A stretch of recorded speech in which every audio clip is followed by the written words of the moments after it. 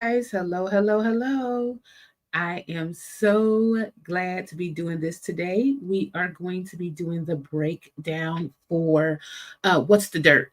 So he actually dropped the breakdown for Family Matters about a couple of days ago. He got some strong reaction.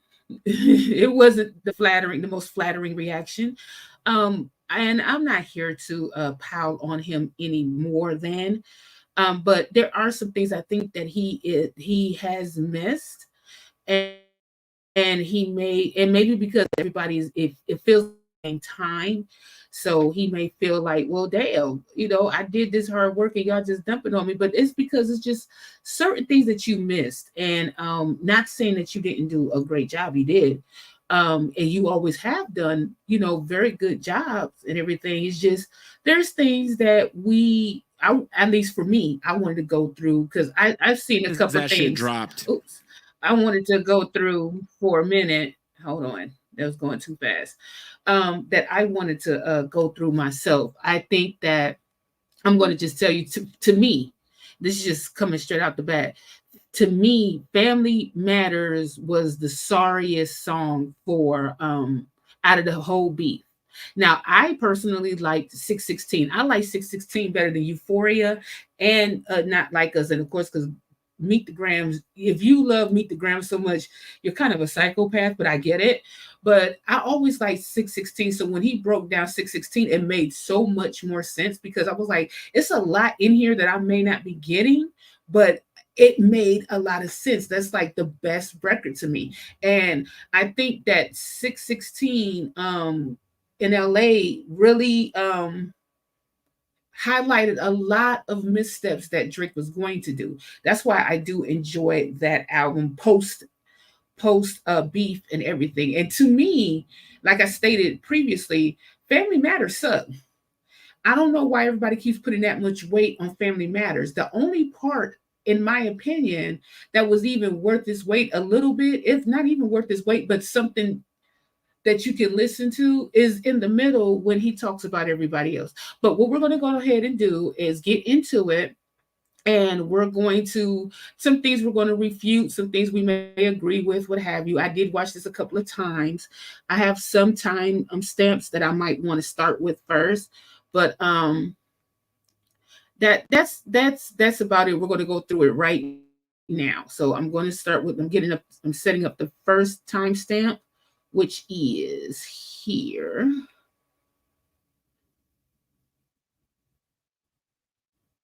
Okay. So let's get started. And if you have any input as well, make sure you put your comments below. Like, share, and subscribe, please. And hey, let him know. I'm not going to be hard on him. And before I get started, no, I'm not going to go on the bandwagon of calling him a culture vulture. Okay. Um, it does come with the territory, especially when there seems to be a cultural difference that you're missing, but you keep doubling down on it. Then yeah, then people start thinking like, he's just taking advantage of the culture. I will say though, this one thing I do want to say about what Company Man said. I understood where the Company Man was coming from with the N word with Drake, because honestly, I think the word that may have been better to be used about describing what Drake was doing is obnoxious. He wasn't clever at all. He was obnoxious with it. As a matter of fact, this whole track was full of Drake being obnoxious. Okay. So he wasn't clever for saying the N word 37 times. I could hear that. I hear the N word more than that on any given day. So he wasn't being clever. He was being facetious, if you want to say. He was being obnoxious. He was being disrespectful with it. And that too is why the Company Man was right. Because if you're being disrespectful with it, that means, and he's doing it from a perspective of what a white person would do, not what a black person, an American black person at that, but just not culturally. A black person wouldn't say it like that. Like, yeah, I'm gonna say the N word. Now what? Now what you gonna do? We don't do that. He did it as a way of retaliation thing. Like, When the guys who was fighting Rick Ross, they was using the N-word all the way through, right? They would have got banged on for that. That's a rebellion tactic that a lot of white people try to use, especially when it's a smaller group of black people. They think they got the ups on them. They'll try and do stuff like that. That's a bullying tactic. So when Drake was saying it, it wasn't because he was half black and he had the right to say it. He was saying it as in the approach of him not being cultured enough to understand that the way he's approaching that word is the same way that a white person would approach that word. He's going through the white gaze of the word. That's why Company Man was correct in what he was saying. Okay, so I wanted to get that out. But let's go. And I hope you can hear. Understand that I'm not getting any popularity points for giving Drake any sort of compliments for this record. I know for a fact that if I approached his breakdown in a way where I completely all over it. Oh, I hope it's not messing up. I'd get way better feedback from the audience, but I'd also be lying because Drake does indeed make.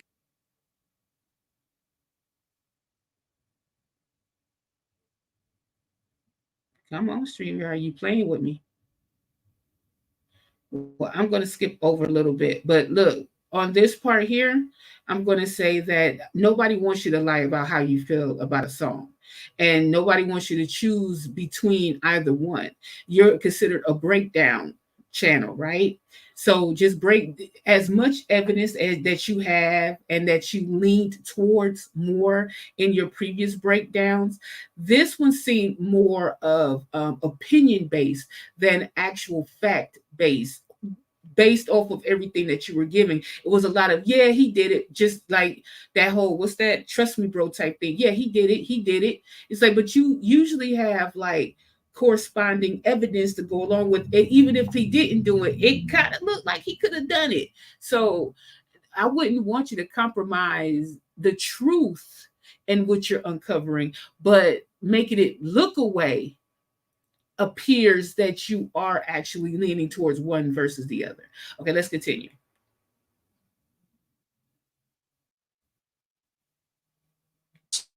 Songs throughout his career. Behind the mirror, I know what you're scared of. Oh. I hate this. I hate that this is doing this. It's been fine all day. And I've been wanting to show it because I think that he had some pretty good points here on certain things. Well, all right. Looks like it doesn't want to do that. So let's move on. Okay. So look, based on a lot of what Matt was saying, he was basically, from my point of view, from when I was watching this whole thing earlier today and a couple of times before, Matt was putting this in the perspective of Drake while also interjecting his opinion with it. That's what made it look kind of sour. I get that you're coming from Drake's perspective of, oh, well, he cheated on his wife and or girlfriend, whomever, however she is, whatever the relationship is to him. So, he's a liar, he's a liar, he's a liar. But this is the thing. He already said that. Yes, you're right. He didn't lie in that aspect. Kendrick was a walking contradiction. He was. He was a walking contradiction. It wasn't that we was accepting one versus the other, but we knew about one versus the other already. Like the things that was coming out about Drake, I say allegedly, I guess, were things, yes, we also was able to see off of receipts. I mean, you, Matt, did a big breakdown when you found all those clips of those young girls and things like that that showed credence and validity to what Kendrick was saying about, hey, he likes these girls young. That Millie Bobby chick was 13 by herself in that man's boat. First off, where the hell is her parents at? And who is that damn trusted with a 13-year-old and a grown ass man? He was grown. She was 13. That in itself is wrong. Okay. Not poo-pooing that Kendrick cheated on his girl, but 13-year-old with a grown ass 30-year-old man damn near. Okay. Wrong. Just wrong. Just damn wrong. Also, you had other evidence to show that parties that Drake was doing and giving out, and he was doing the Diddy parties. Let's not front.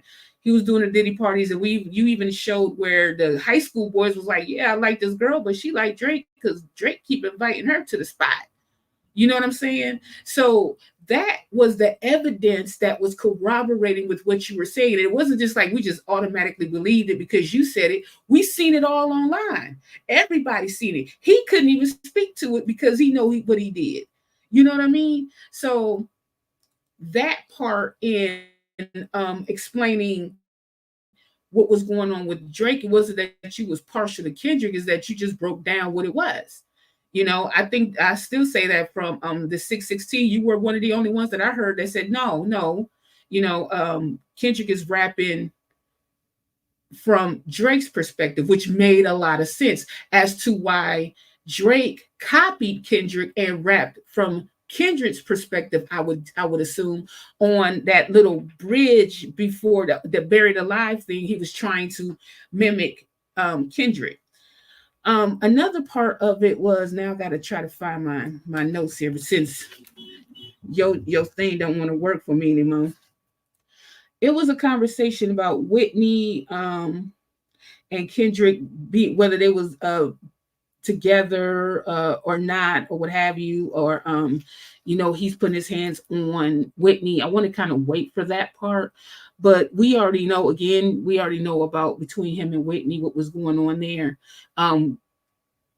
I don't think that Whitney, well, I can't say. I'm gonna say this as a woman. Just because Whitney doesn't say anything doesn't make her a thorough chick.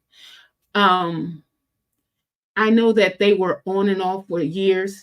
Sometimes they were together, sometimes they weren't. Sometimes they were together, sometimes they weren't, right?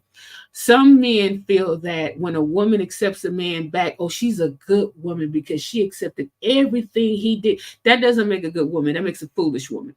What I think happened, and this is my personal opinion, I think Whitney got herself together mentally, physically, emotionally, and was able to stand on business. And because of that, I think Kendrick realized what he was losing. Okay. I think that that's what was going on. And from there was a healing process that began, which is why we got Mr. Morale and what have you. Speaking of Mr. Morale, and before we get on Mr. Morale, let's go back. Let's go back to the beginning. You mentioned something very key about Kendrick being jealous of Drake because he was first starting out. Again, I'm thinking you're still in Drake's perspective of saying, "Oh, he's just jealous."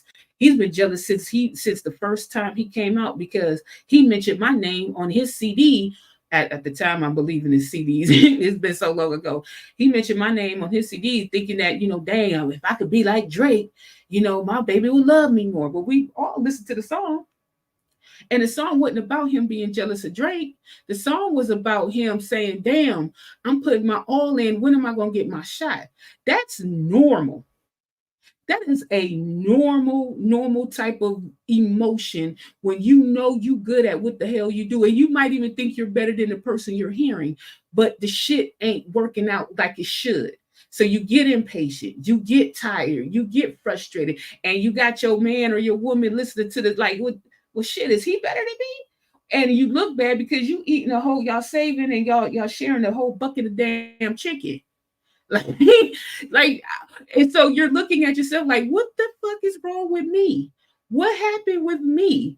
What am I not doing? So it's a self-reflection. It is not something to where you're being jealous. He wasn't jealous. He even said it in his thing. He wasn't jealous of Drake. That's not jealousy. That's just being insecure about how things are going along. And that's in every type of profession, any type of thing that you do. That's just a common thing. So I will refute that with you about being jealous of Drake. But what I will say, and no, not but what I was, because there's no but in that. I would also say that when Kendrick met Drake, let's not forget, Kendrick was on tour. He went to Toronto. Drake seeked him out. That tells you one thing. One, Kendrick was already bubbling. Kendrick was already here.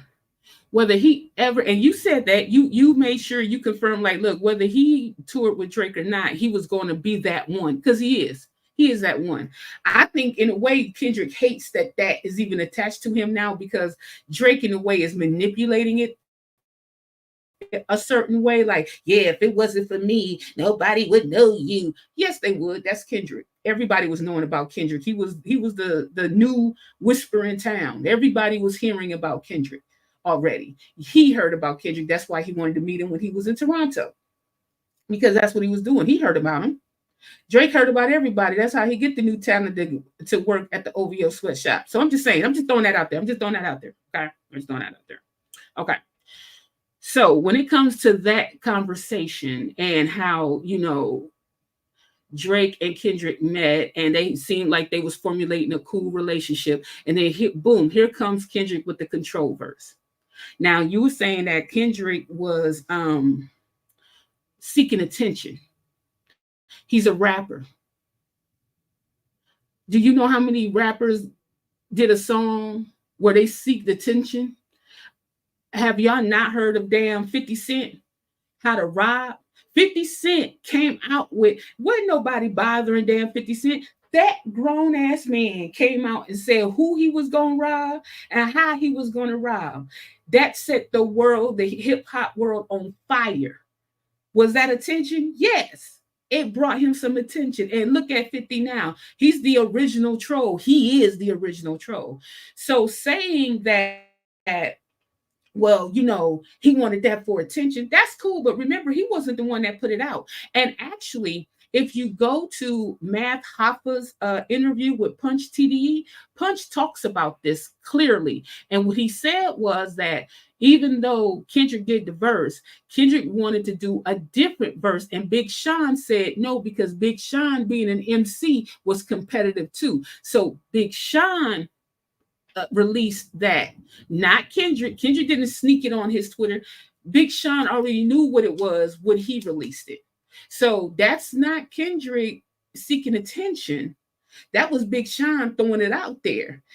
The problem with that, though, is that everybody only talked about that verse, and Big Sean was actually, I think he had 3 verses on there, and as you can see, it's forgettable.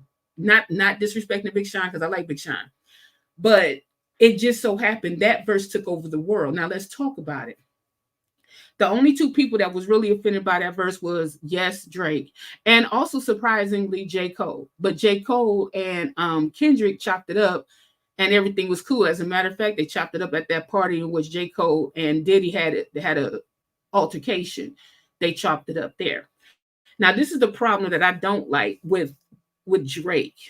Okay, when it came to this control verse, Drake was insinuating that nobody was going to ever work with Kendrick again because he did this. I mean, if it's real, it's real. If it's not, then he shouldn't be saying anything. Hip hop is competitive. Everybody was too friendly. He just did what 50 did. He did what the greats did. That's what they all have done. So in some form of fashion, they call out their peers. And he said, I love all y'all, but I'm coming at y'all. And what happened? The lyricist responded accordingly. The lyricist was respect. Big Crit, lyricist. What? Big Crit is a lyricist. And he was like, all right then, Gladiator, this some Gladiator type shit right here. What did Pusha T say? Oh, I respect that. I hear you. I see what's up. Papoose came out. The only reason why Papoose came out, because of course, you can't tell nobody that they the king of New York and Papoose is there. No God. So Papoose came out, and he came out to the radio station. He rapped his ass off. That's what you do. You don't go around these interviews saying, well, I don't think other people will work with him because, he's new. And so, after he did that, he sullied all of his that again, that approach right there, that's approaching from a saboteur. When Drake was doing that, whether he knew it or not, which I think he did know, him speaking that way about the control verse, and because Kendrick is still kind of new, that he's burning bridges, he's pulling a call out. That's the passive aggressive type of response there. Instead of getting your little ass up, doing a response because clearly it bothered you. And clearly you keep getting asked about it because you're on tour for your shit. So it's pissing you off, right? You get your ass in the booth and rap. That's why when he went to Angie Martinez, she was trying to tell him, well, it's competitive. Why don't you go ahead and you just answer back and rap? What his little punk ass say? Nah, I don't want that. I'm quite sure that's what you want. Shut up. And you gonna rap or not, boy? How old is you? Is you gonna rap or not? So in that instance, and all of that to be said, the response that you were saying as far as Kendrick being jealous and he wanting attention from he wanted the attention as part of the attention. Yes. Yes. He wanted that attention, and that's okay. He's supposed to want that attention. He's a rapper. He was showing off his lyrical prowess. That's what he's supposed to do. He's a battle rapper. You know battle rap. You know what it is. And everybody who was a lyricist respected it. He had to get J. Cole on board because J. Cole is a very good rapper as well, but he didn't know how to feel like, hey, I thought we was cool, but he's good now. He all right.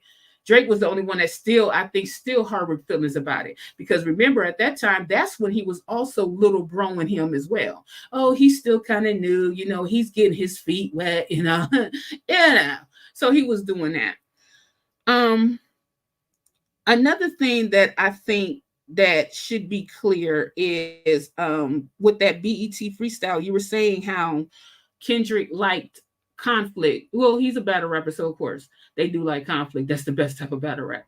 But let's not forget the reason why he did that freestyle, that BET freestyle, is because he heard what Drake said. Remember, Marcellus Wiley came out and said, hey, we was interviewing, it was him and I forgot the white guy, I forgot his name, with Stephen A. Smith at one time, but them two, they was together interviewing Drake, and Drake was popping off at the mouth. He was popping off at the mouth, and once he got finished popping off, he realized, oh, I sound crazy as hell. But by that time, it was too late because somebody who told somebody, because you men talk, and went and got back to Kendrick, and he heard that shit, and he let him know, oh, I heard you. So that conflict really started up again because Drake opened his mouth and couldn't back it up, which shows a couple of weak points in him. So we got to think about that. It's not that he's starting conflict, it's that the conflict that was being started was not able to be backed up.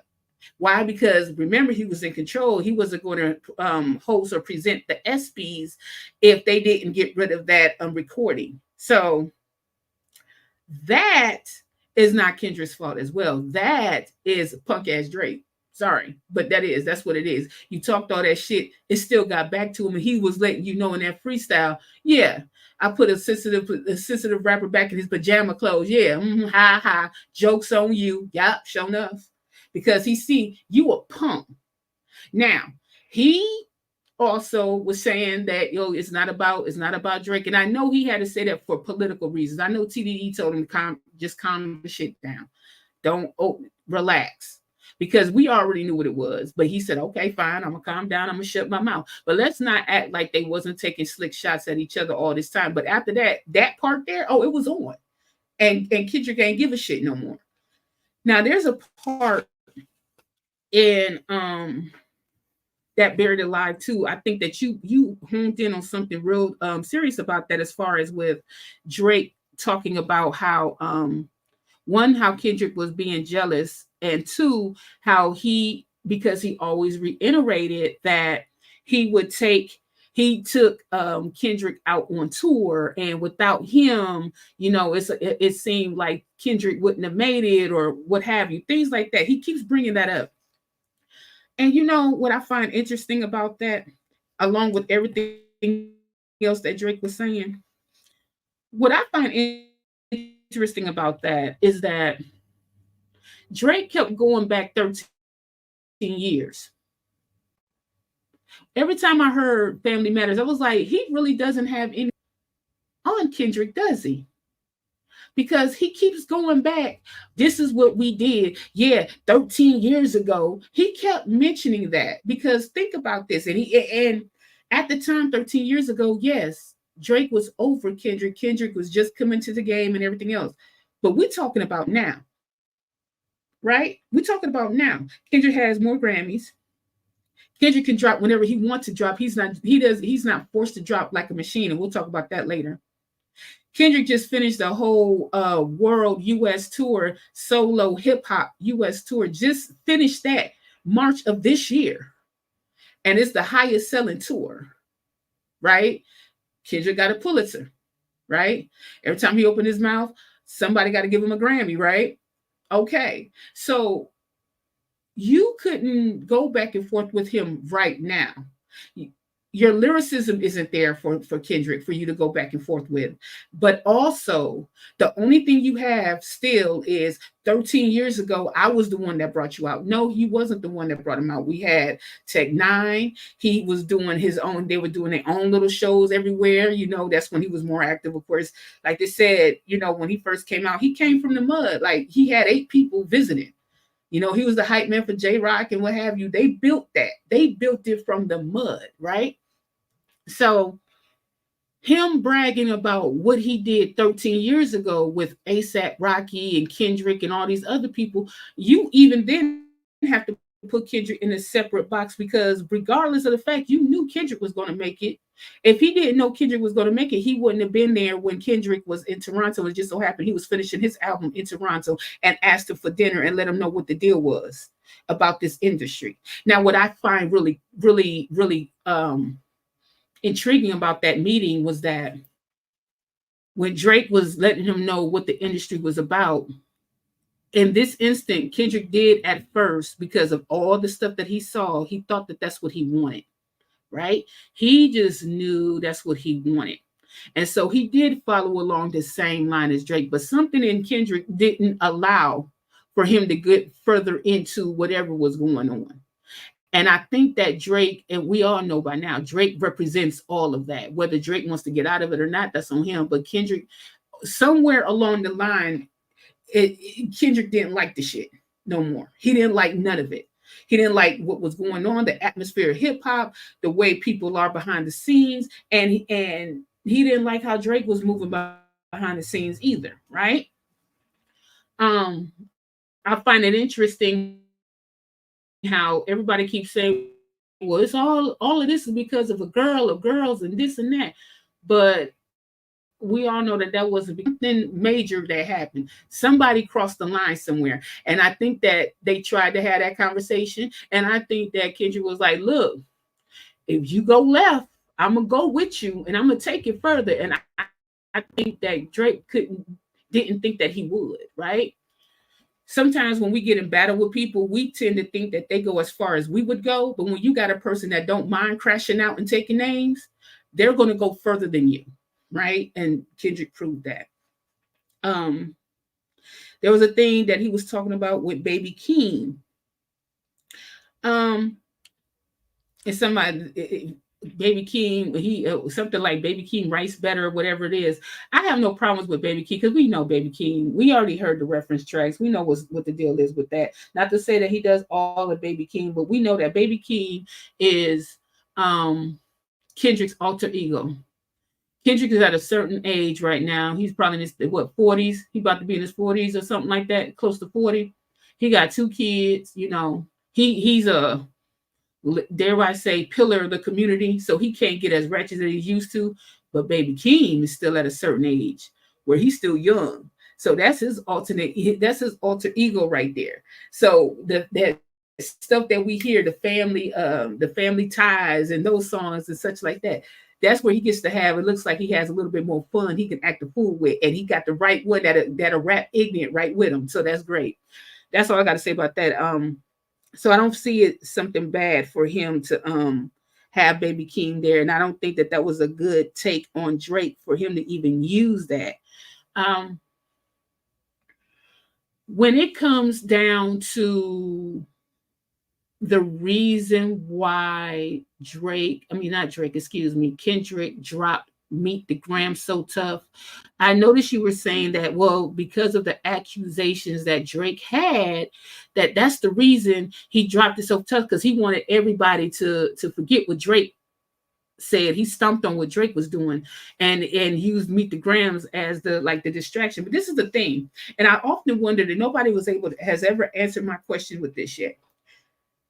All of their music was audio, right? No video, right? Drake did a video, got views for about 30 minutes, maybe an hour. Boom, Kendrick drops Meet the Grams. Meet the Grams wasn't a video. So how come Meet the Grams that was purely audio beat Family Matters that was a full video with words and everything? How is that possible? If Family Matters was that dope of a record as y'all love to try and say, which is bullshit, but opinions is opinions, then how did Meet the Grams a whole audio? He didn't do any video except for Not Like Us. How did Meet the Grams continuously beat Family Matters? How? That's crazy to me. And nobody's been able to, and I have friends that are Drake, diehard Drake fanatics, and I keep asking them the same question. If Family Matters is the dopest song of all the beef, how come Meet the Grams was able to step on it, was able to step on it, and it's just audio? Because all we did was listen to it and then we went back to the video, right? Isn't that what everybody did? Like, yeah, that was good, but that video was better. No, nobody was saying that shit because Meet the Grams was so damn psychopathic. We sat there and listened to the Hitchcock movie. We was sat and listened to the Hitchcock movie from Kendrick. That's what we did. But let's go back and let's talk about Family Matters. I think that people kind of skip over a couple of things for Family Matters as well, because that whole video was an answer to Euphoria and 616, right? And that's what everybody said. Yeah, he's answering back. But do y'all notice how he answered back?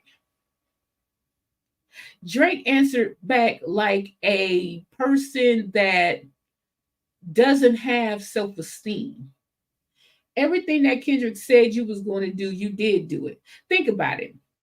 New Ho King, when that restaurant said, yeah, Kendrick said New Ho King, he started getting a whole lot of business. Speaking of money trees, that was a money tree, by the way. Okay. What's the third? That was a money tree.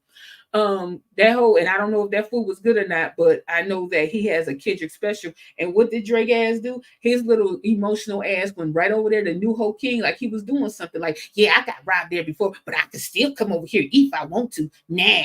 Like, who are you trying to prove the shit to? You look weak doing that.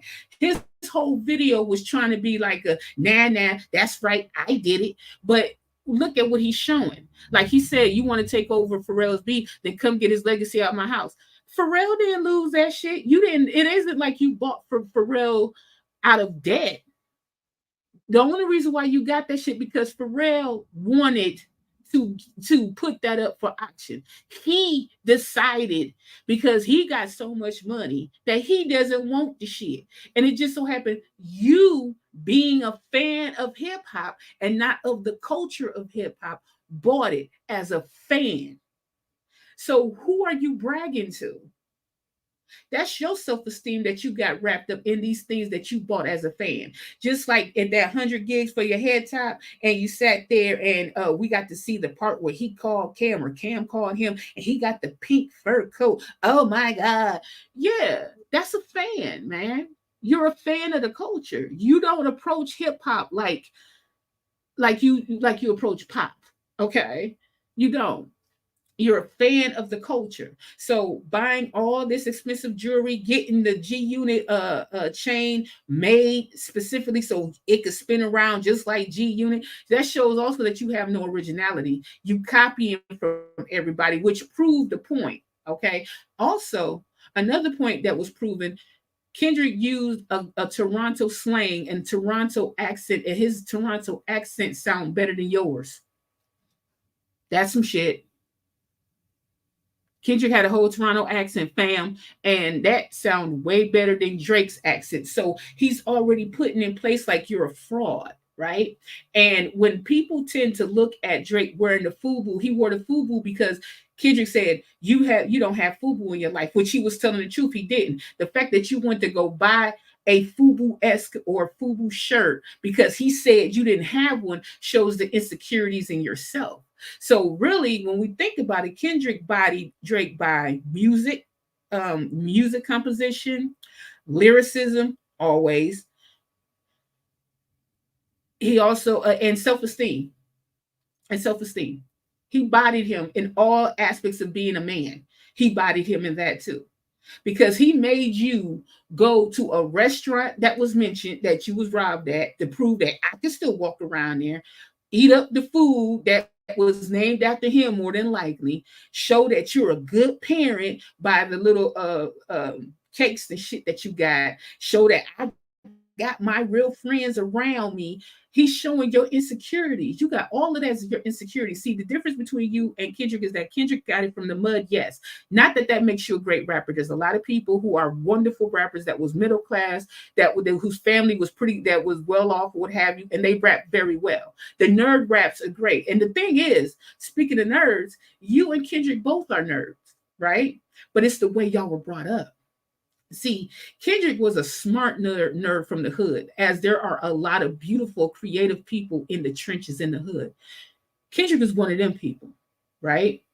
You was a nerd, but you was a nerd that I see. I'm telling my age now. Back in the days and like in the 80s, we had these kind of movies that showed that there was a nerdy girl or a nerdy guy and they got with a cool friend, and so they got rid of their glasses and they sprayed Aquanet in their hair and they made them learn how to dress and walk and talk for the type of boy, the type of girl that liked them. That's Drake. That's you. You're cosplaying. Whereas Kendrick is the nerd from the inner city that grew up and seen some wild shit and knew how to move around it. Okay.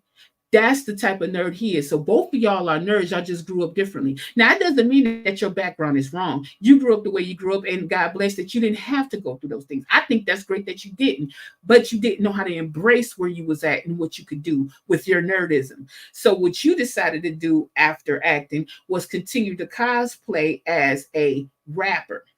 Now, we know that's true because when Lil Wayne met you, he told you, don't do what I do.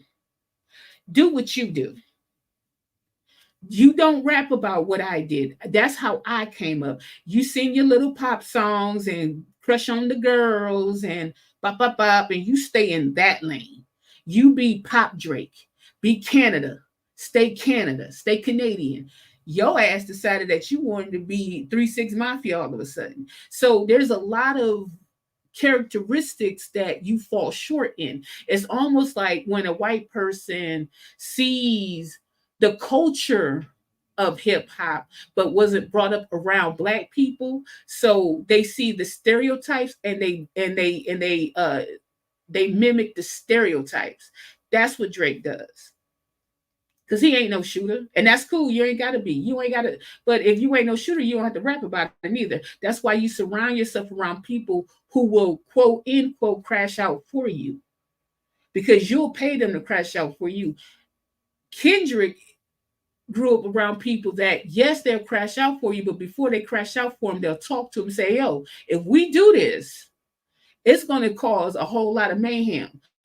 Kendrick know the type of people that'll go ride for him. That's why he don't use it recklessly. While that beef was going on back and forth, there was a lot of people that wanted to get at you because you was talking about that woman, about his girl. He kept telling you, leave my girl alone. And that's another weak ass emotional bullshit. You can't be, I'm just gonna tell you now, Drake, you can't be a womanizer and be emotional at the same time, because usually womanizers don't give a damn about women. But you emotional because every woman that you haven't been with, you start talking about if you're not with them anymore. There's also the the highlighted diss that you guys like when he went at ASAP Rocky talking about the baby moms and everything. Let's compare baby mamas then, since both of them are not married. One has Rihanna. You may have had sex with Rihanna. Let's say you did. We don't know if you did it then. Let's say you got it, right? Yeah, okay, fine. You got Rihanna. You hit it, right? But he got babies by her.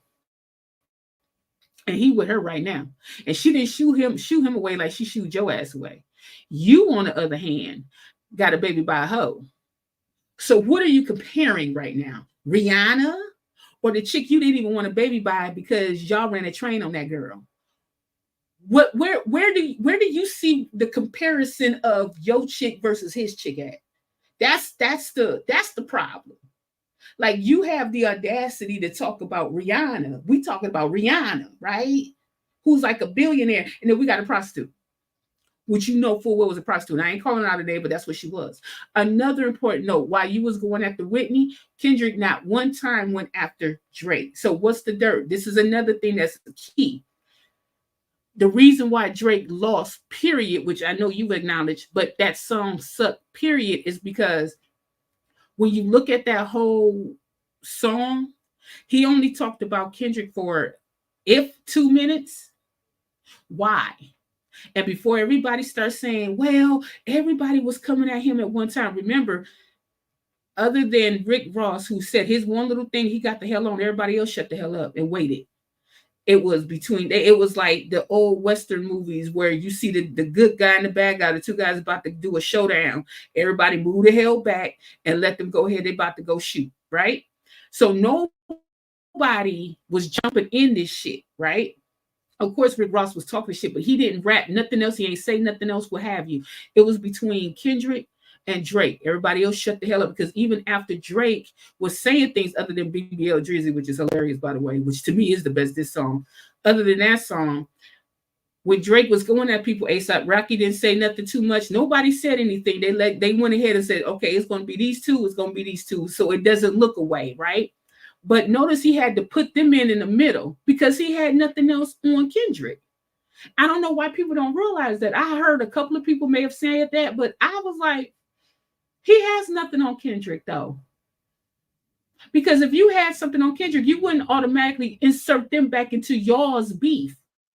You spent the quarter of your song, 3/4 of your song, majority of your song, but 2 minutes. I'm giving you grace period of 2 minutes, talking about the other ones when Kendrick was the focus. So that song had 3 switches because he was trying to mimic Kendrick, which was funny to me because after Like That, when Kendrick did Euphoria, he dictated the beef.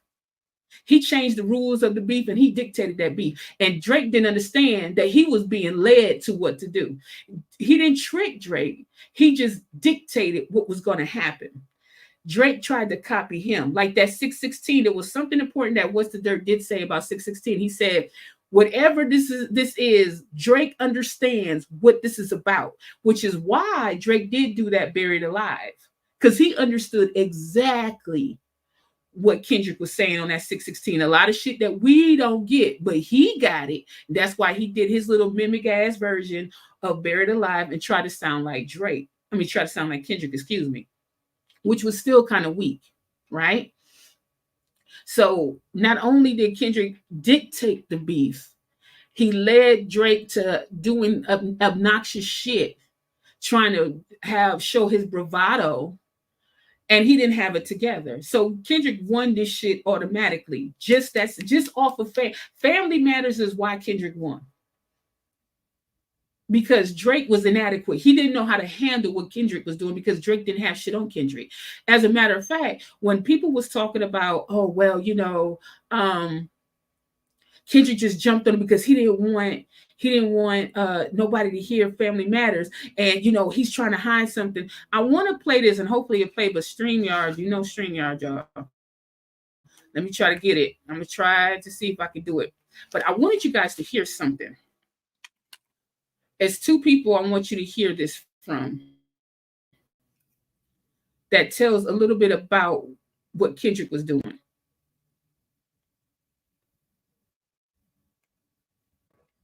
Was like, oh, he don't got nothing. He's just making shit up now. Like, imagine like the Dave Free thing being like a thing. Like, oh, you really don't got shit. You're desperate. Yeah, like nothing. The motherfuckers who got the worst bars were the most memorable line from Drake. The whole battle was "Shut the fuck up and make some drums." And then the shit he said about The Weeknd and ASAP Rocky. Right. He had nothing he could say about Kendrick other than he's a short guy who wears shoes a certain size. Listen, man, that's all he had. Dot works out and raps. That's crazy. Yeah. That's it. So you were in an actual skill battle. This wasn't like a mud throwing thing. It's the most excited, it was the most exciting night of hip hop in my lifetime because I'm in the car and I'm listening to Family Matters like over and over, and I was like, all right, and then I'm like open Twitter and someone's like, damn, Kendrick didn't even let him breathe, and I'm like, wait, what? It's been like 30. Oh shit! Listen, he dropped, and then when I'm listening. Now listen to this very carefully. This is, by the way, this is Bootleg Cav. Shout out to Bootleg Cav. Please don't strike me. And this is Problem, which we know as Jason Martin now, but he always went by Problems. But check out what Problem says. Listening to fucking Meet the Grams, and I'm just like, I ain't gonna hold you. I'm gonna give you some real insight. As you hearing this first, they drop Family Matters, and I text him. I'm like, this ain't it. He's like, at all. I'm like, this ain't gonna get it. I was like, man, it's time to step on his head. He was like, say less. I'm thinking we just text. It ain't nothing deep like that. Right. I go to the bathroom. I come back. The motherfucking song is uploaded. I said, wait. I text him like, nigga, you already. He's like, man, I've been waiting for this nigga to drop something. So he didn't even know what. You hear that? He was waiting. He wasn't doing it because he was trying to cover up. He was baiting this dude because he knew he played Drake so fucking well. That's why Drake sucked. He knew that Drake lived off of ego and emotion. That's why he won. And because, of course, the lyricism, we will never take that away because he barred the shit out of Drake. And Drake didn't have any competition on that. He couldn't keep up with that. And see, this also makes me think about the Meek and Drake battle, right? I understand everybody loved, Drake, the way Drake handled Meek and everything else, but Meek was on drugs, and Meek had a chick that could have been pillow talking at the time because she was part of the camp. She's still part of the camp. And Meek was very insecure about his woman being more famous than him at the time, being able to, when she go out on tour, she's bringing him along, and he had that insecurity because, Drake is up there showing like, well, shoot, I don't need her for me because I'm already big. Where you at in all of this? How do you even fit in our atmosphere? So in a way, the way Drake did Meek is the exact same way Kendrick did Drake. And another important point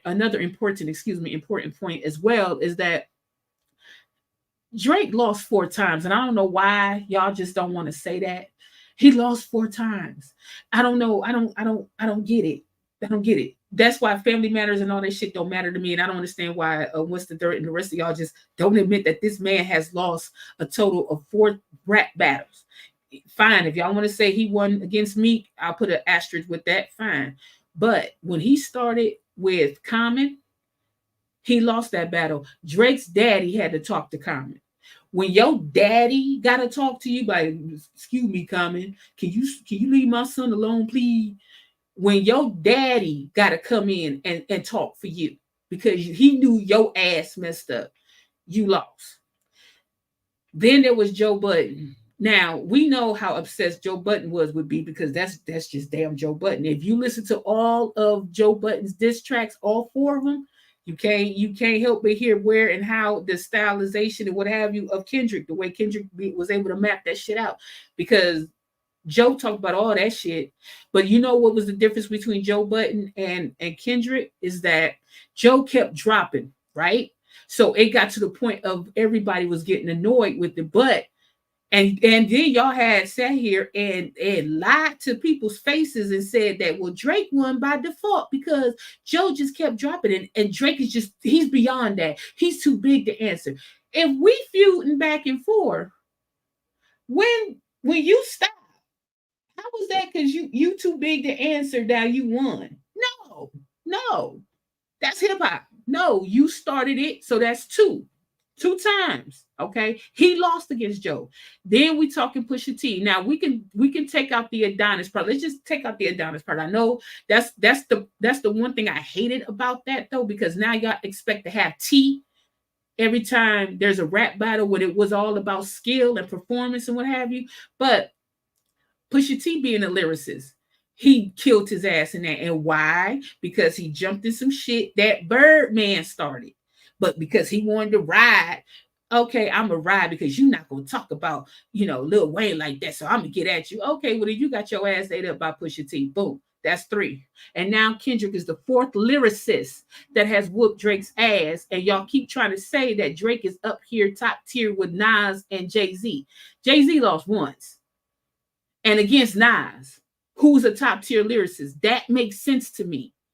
If you lost 4 different times by 4 different lyricists, how are you even a lyricist at this point? I consider that training. You had 3 lyricists that you trained against. We're gonna, because Meek, he was on drugs, so I can't count that right now. Although Meek is a very good rapper and battle rapper, so you would have expected Meek to win, but he wasn't right and he had problems. So we gonna pass Meek by. But them other 3, Drake had them other 3. And so because he had those other 3, he should have prepped himself better too. But again, this goes back to the approach. And what's the dirt? This is what I'm talking about with the approach as well. It goes back to the approach of Drake thinking that he could son Kendrick. And you said that too, that he could son Kendrick. But the reason why he felt that he had to give himself that false bravado, he knew Kendrick was better than him. I'm going to tell you why he knew.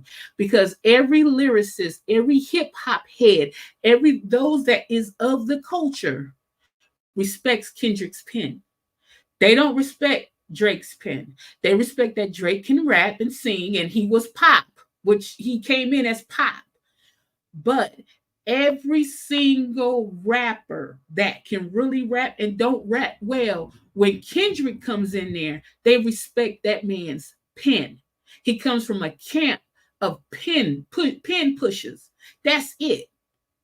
He can push his pen. He was up again. He rapped with Talib Kweli. He rapped with the greats of the greats. The boy can push his pen. You can't do that. Now, you may have written for Kanye, but we're talking about somebody that can really push their pen. Damn near everybody wrote for Kanye. Okay?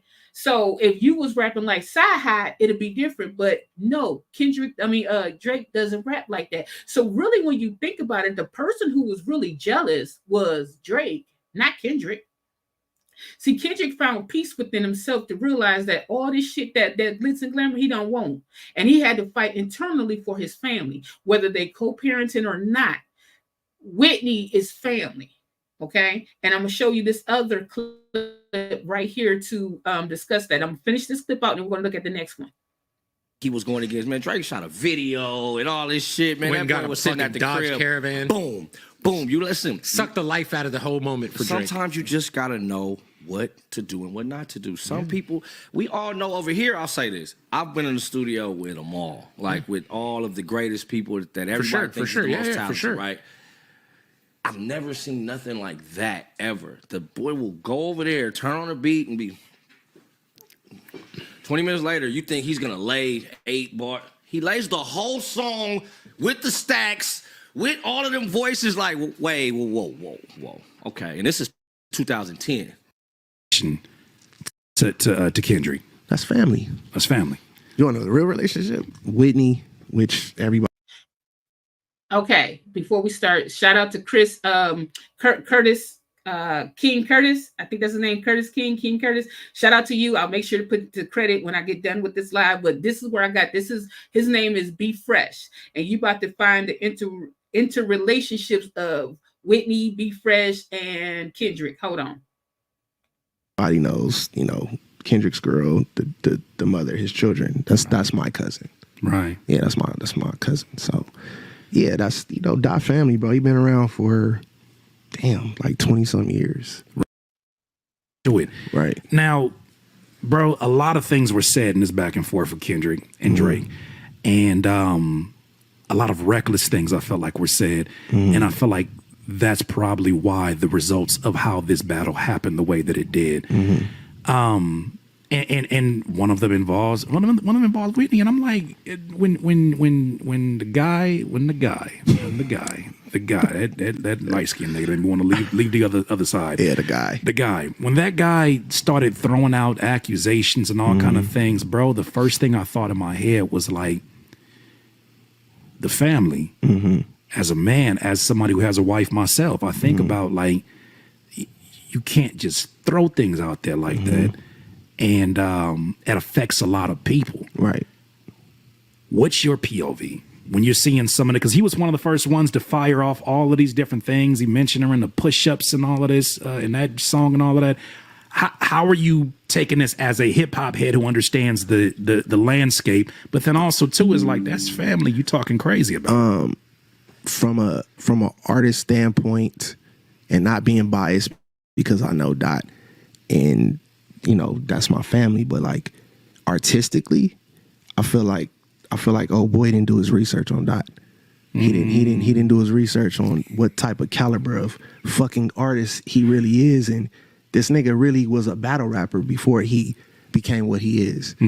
So I feel like he fucked with the wrong dude. Like, I kind of saw it wasn't gonna turn out too well for bro. Right. And I play my role, but at the same time I did feel like, damn, bro really throwing shots at the fam, and everything he's saying is not fucking true at all. Like, right. But I played my role, I stayed back, I let Dot do his thing, which I knew he was, right. But like, I felt like, oh boy, didn't do his research.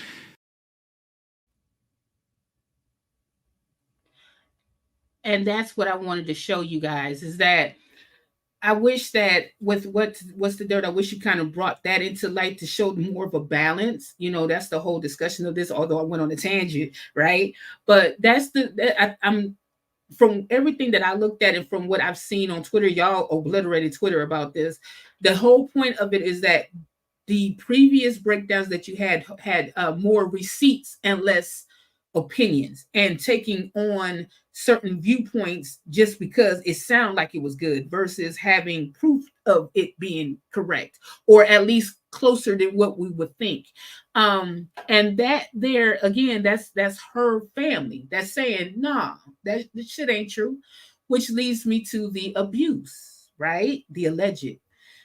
Okay, and I know I'm having problems right now, so I might have to post it on my wall, which I'll do that.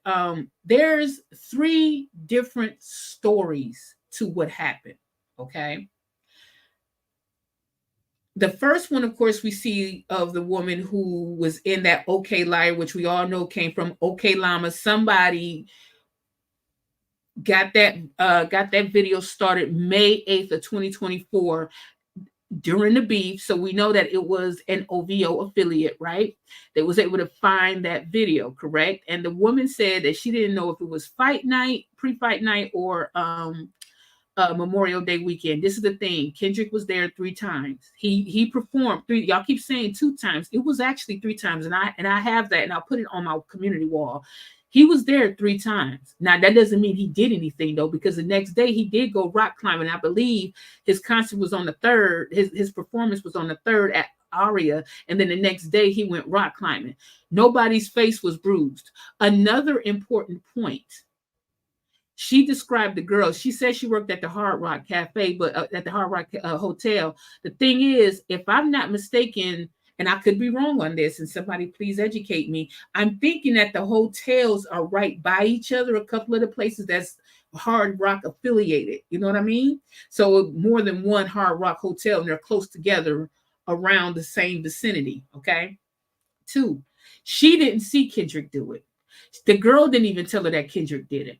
Somebody told her they said it was Kendrick, right? Nobody knows, okay? Another important point. If you go to Media Takeout, this is where the story gets tricky, because Media Takeout, if you could find the link, and you can, and I'm going to post it too on my wall, Media Takeout mentions that this was a white girl that got hit. They said they had more in-depth information, and it was a white girl that got hit, right? And that the reason why they pulled it was because the security guard, if I'm not mistaken, the security guard got the information wrong or something like that. So they pulled it. But what they stated was a white girl. That security guard never told you the color. Media Takeout said the color. Third thing why this story is so different, which I haven't heard everybody really talk about, because it's a certain part of that interview when Kendrick Lamar was talking to the Breakfast Club, and Angela Yee said, "What is this about you hitting a guy and a girl?" So we have three different stories. And he said, no, he didn't. And he was actually pissed that somebody used his name. I know people's leaning towards did he? But I don't know. I'm not going to blame that on him. He got enough charges on his ass that he should have been caught for since the 90s. But anyway, so we have three different stories. We have the security guard that was in the Hard Rock Hotel, right? Never mentioned the color of the person. Never mentioned the color of the girl. She never said that the girl never told her that it was Kendrick. She heard later that it was a Kendrick. Okay, and all the white girls in it like Kendrick Lamar.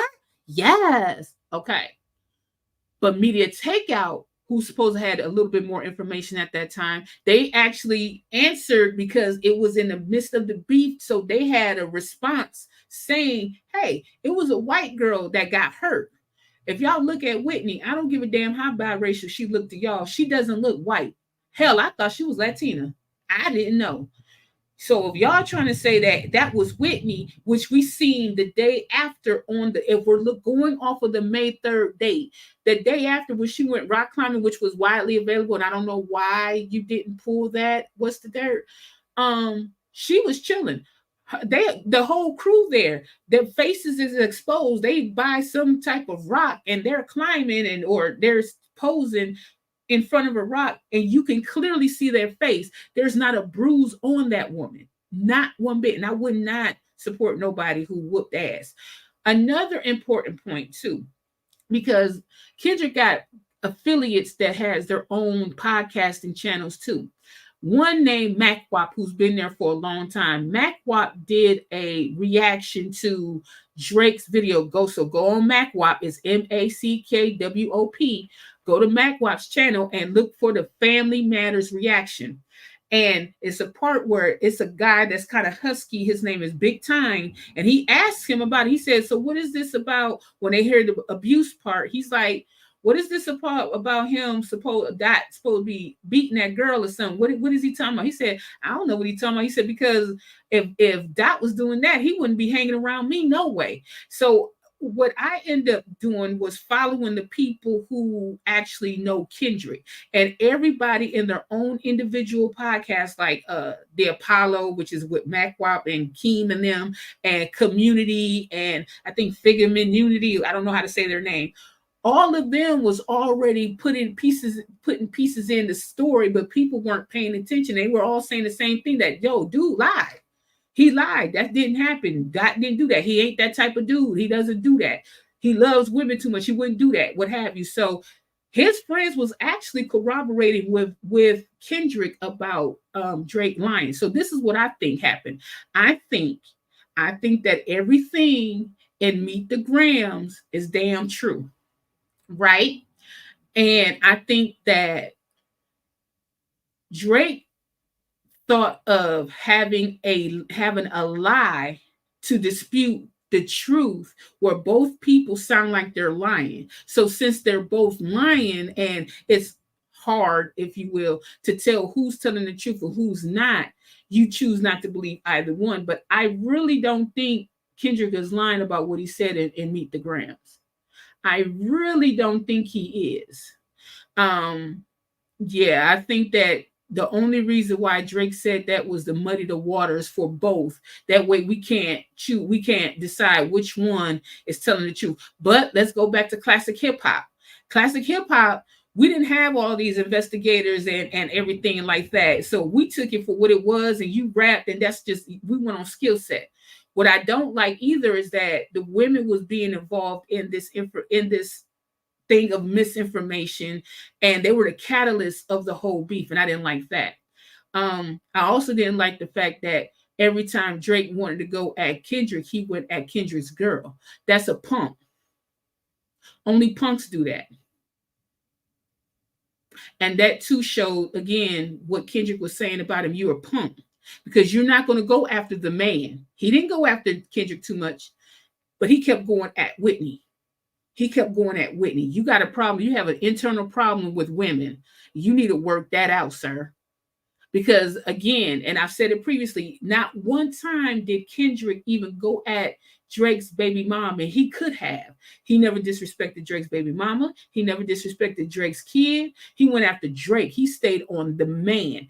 Drake kept going after Whitney. He said that says, raise your hands, bitch. Now touch your hands and touch your knees and all. He calling this girl bitch and all of this stuff. Not one time did Kendrick say anything about that woman. And he had every right to, because your whole baby mama's a hoe. I'm sorry, but she was. You know that. You ran a train on her. But your stupid ass didn't know how to cover up, and you got the baby. Dummy. Why? ASAP got Rihanna's kids. So what we doing? It's like the whole beef in Family Matters, everything was so contradictory. It was stupid. The best part to me in Family Matters, the best line was like, where's your uncle at? I want to speak to the man. Where's your auntie at? I want to speak to the man of the house. To me, that was funny. Outside of that, we set up the crime. We set you up and all that shit. That's bullshit. He didn't do that. He got caught.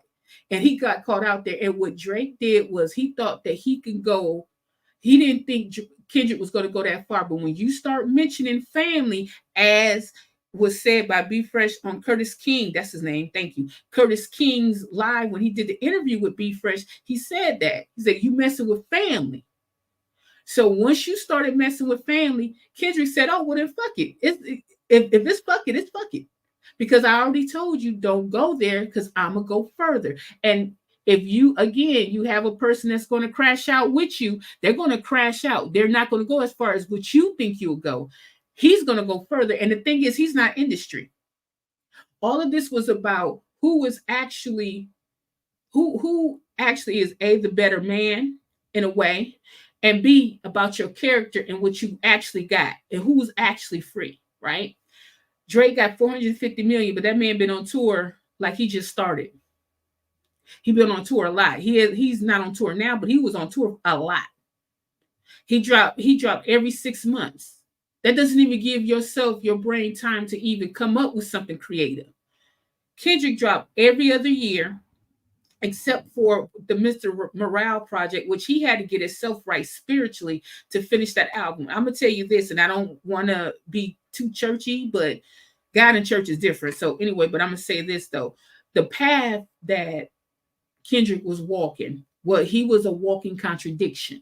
So his skill set and everything that was enveloped in his walk with the Father, with Yahweh put it to his face that if you're going to continue to serve me, then you need to do right in all areas, not just in your rapping. So he had to get his stuff together with Whitney, whether they was going to be together or co-parenting. He had to get right within himself to do all of that.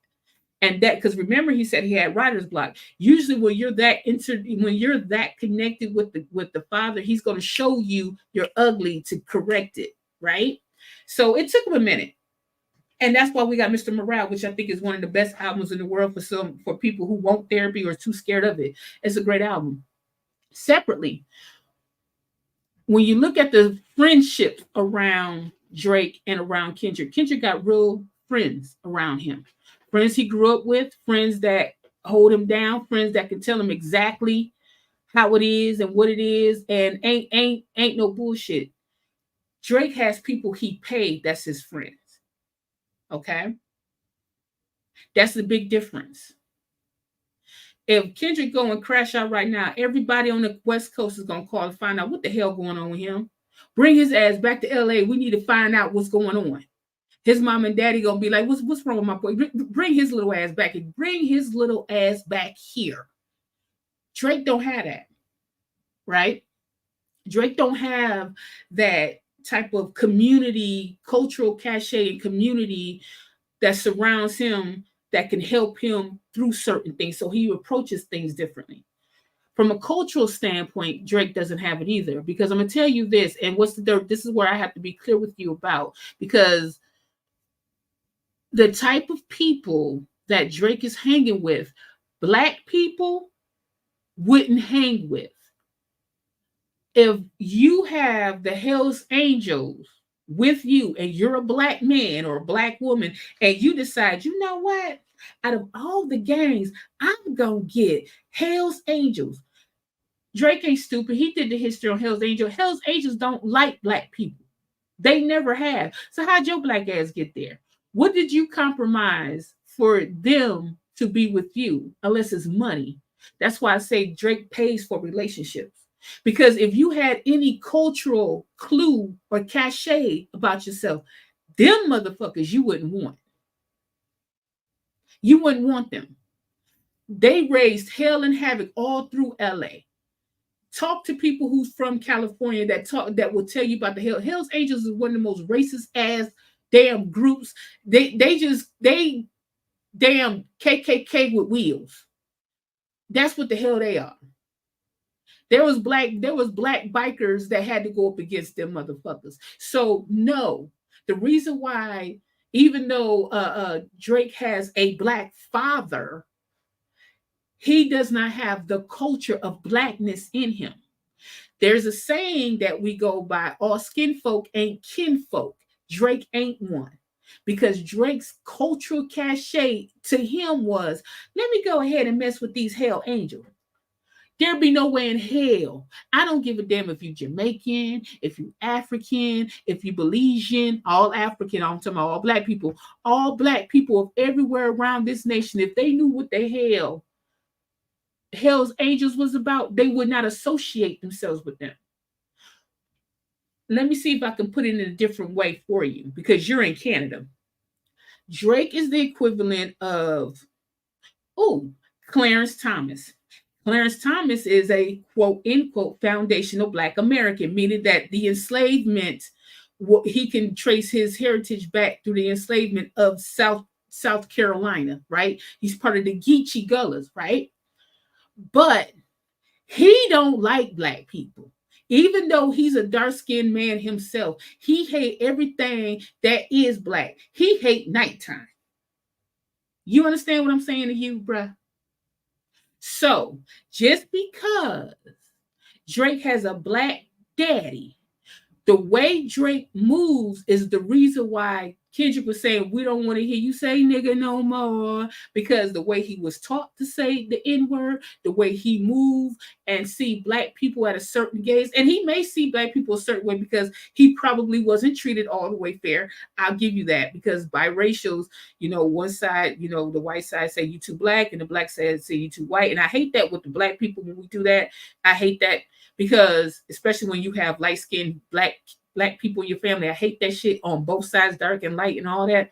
Because let's give a little history lesson here with the enslavement. There was a lot of biracials that was passing for white, and they were helping freeing the enslaved because they was able to pass for white. They could get them from the South to, like, say, California, right?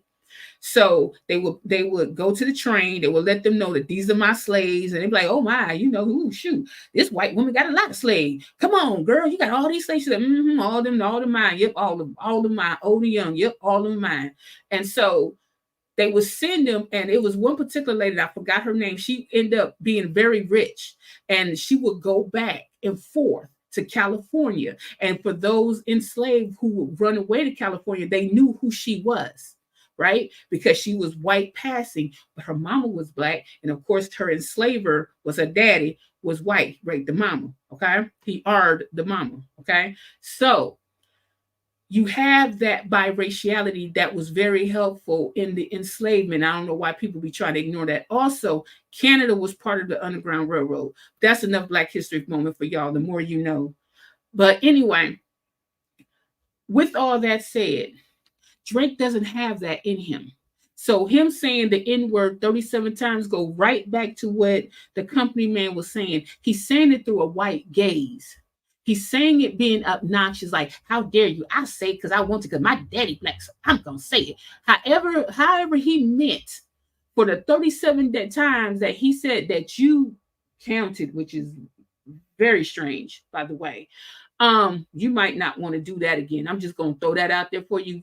I'm gonna throw it to you. You can pick it up or let it fall. That's on you, honey. I wouldn't do that again, though. I'm just saying.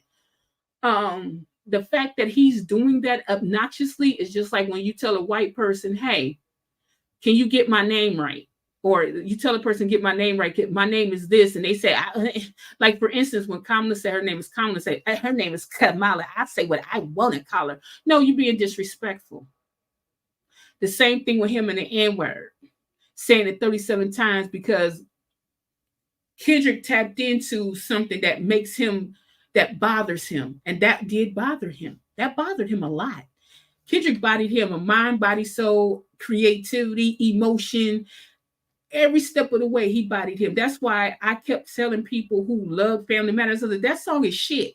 That's a sorry song. For y'all to want to hype up that song, honestly, I'm gonna tell you this too. I'm thinking your name is Matt. I hope I didn't get your name wrong because I'm one with unique name as well. So I don't like nobody get mine wrong.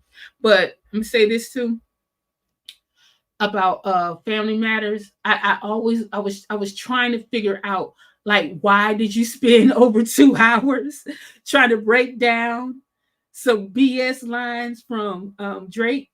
Because he didn't say nothing. You actually, all you had to do, you had more meat and potatoes at the middle part of his song than the other part, because he only talked about Kendrick 2 minutes. That song was wasteful. And he didn't know what to do with that. The minute that damn Meet the Grams dropped, it was over. It was over. And audio should never win against a video. Ever. Ever. Unless the video had weak ass lines and, bars, verses, what have you. His whole shit was weak. Other than when he talked about Rick Ross, and he should have just had that song separate and stayed on Kendrick. But I don't think he could stay on Kendrick. Like I said previously, he didn't have enough. So he had to interject them back into the song because he didn't have enough. So anyway, that's all I have. And I hope I wasn't being disrespectful to you. I'm not going to disrespect. My goal and my intentions is not to disrespect. I like having a regular conversation with people. But that is my reaction to What's the Dirt, Family Matters. Basically, Drake got outbodied in every step of the way. Every step of the way. And I will be posting the concert, the 3 concert dates that was there in Las Vegas when Kendrick actually performed, and also the information from when he spoke with Angela Yee and with Media Takeout and the chick from the OK Liar thing too. And you'll see what I'm talking about. It's 3 different stories going on. From that point, from that part there, I think that you should have exercised a little bit more caution. I know that you didn't accuse him, but going that far with it just to try to prove, just to come back and say, well, I'm not quite sure, kind of leaves a lingering thought there. But I'm going to go ahead and let you guys go. But before I do, I'm going to run this ad for CIMC. It's Chester Interactive Medical Coding. If you're interested in becoming a medical coder, you can get in contact with them. Their enrollment will be closing soon in October, but they'll be having another one open up. I do believe they said January. Now, this is for those of you that's interested in becoming a medical coder, getting certified. They help you with that process to become certified through the national organization of AAPC. They have 2 types of courses: the 20-week course, which is your fast track course. That's for people who have medical office experience or some type of medical background. And then they have their more extended course for 32 weeks. So I'm gonna run the ad, and after that, I'm going to see y'all. Y'all have a great day. Thanks for staying and entertaining me. Bye.